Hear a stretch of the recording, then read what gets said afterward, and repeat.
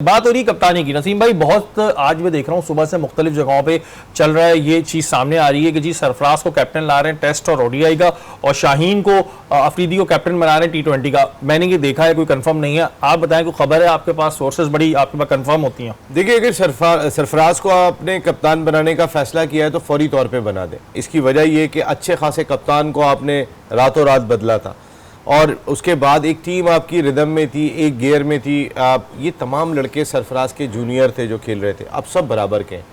जब बराबर के हो जाते हैं ना तो फिर बराबर का ही अंदाज होता है फिर बात करने का।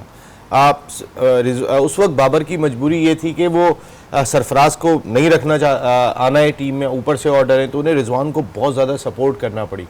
उस सपोर्ट का नतीजा ये निकला कि 4-5 लोगों का एक ग्रुप बन गया। अब आप अंदाज़ा करें, मैं भी आपके कप्तान के सवाल पे आ रहा हूँ।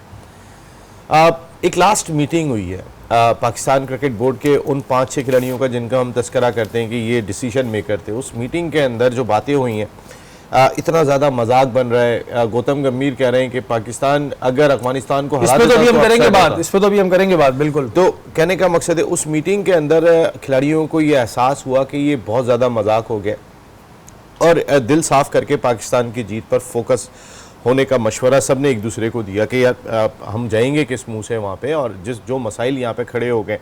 इसमें लोगों की बात ये भी थी कि हम एक हैं, एक खिलाड़ी ने ये भी बात की हम एक हैं और हमें मुत्तहद रहना होगा, हमें दोबारा से मुत्तहद होना है। एक खिलाड़ी ने ये भी कहा कि हमारा दिल साफ़ है और बाकी भी दिल साफ़ कर लें। फिर एक खिलाड़ी ने यह भी कहा, भाई अगर कोई शिकवे शिकायतें तो हम वर्ल्ड कप के बाद कर लेंगे। वाकई में इस चीज़ का एहसास करो भाई, 25 करोड़ आवाम आपके लिए दुआ कर रही है। क्या आप 4-5-6 खिलाड़ियों की अना के ऊपर पाकिस्तान की क्रिकेट चलेगी कि आपका झगड़ा है तो फिर बाकी दुआएं सब पीछे रह गई हैं और आप सिर्फ वहाँ पर जो है वो इस मिजाज के लिए गए हुए, आप ये चीज़ करने गए हैं। ये चीज़ जो है ये बड़ी इंपॉर्टेंट है, और जो इंफॉर्मेशन है ये बिल्कुल ज़ाहिर है नसीम भाई के पास सही होती है इस तरह की। और अगर प्लेयर्स के बीच में आपस में कोई नाचाकी चल रही है, भाई वापस आके कर लेना।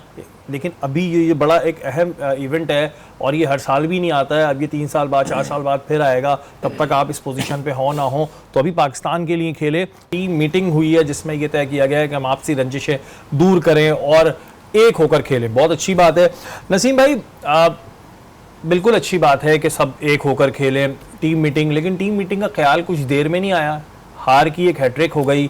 और अब मैं कहना ही गलत तो नहीं होगा कि बहुत देर कर दी मेहरबान आते आते, क्योंकि दूसरी टीमों का रन रेट बहुत ऊपर चला गया है और अब ये टीम मीटिंग हुई है। इसका क्या फ़ायदा क्या होगा?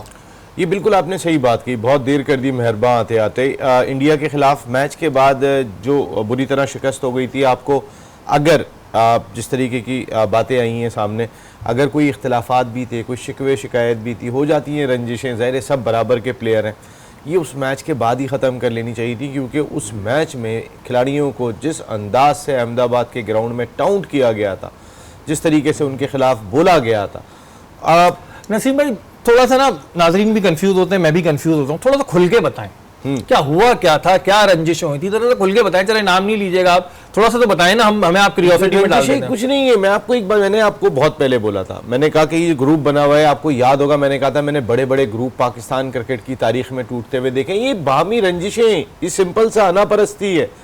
मुझे क्या दिया, मैं इतना बड़ा प्लेयर हूँ, मुझे जो है वो ये वाली बात की गई, कप्तान आप मुझे कह रहे हो, या कोई भी प्लेयर हो एक दूसरे को। मैंने आपको क्या कहा, सरफराज इनमें उम्र में बड़ा था थोड़ा सा, बाकी सब उम्र के अंदर जो है वो छोटे थे। अब ये सब बराबर के हैं। एक बड़ा ना तो मैनेजर भेजा आपने कि जो इन खिलाड़ियों में अगर रंजिशें हो गई थी उनको दूर करे। वो सरदार रेहानुल हक साहब वहाँ पे टीम के मैनेजर गए हुए, वो चीमा और पता नहीं कौन कौन, उनसे क्या संभलेगा बेचारों से, कुछ भी नहीं संभल सकता। सर इसमें एक बुरदवार आदमी दरकार है, वो कम से कम उनको ये एहसास दिलाए कि तुम्हारे बारे में बाहर बातें क्या हो रही हैं।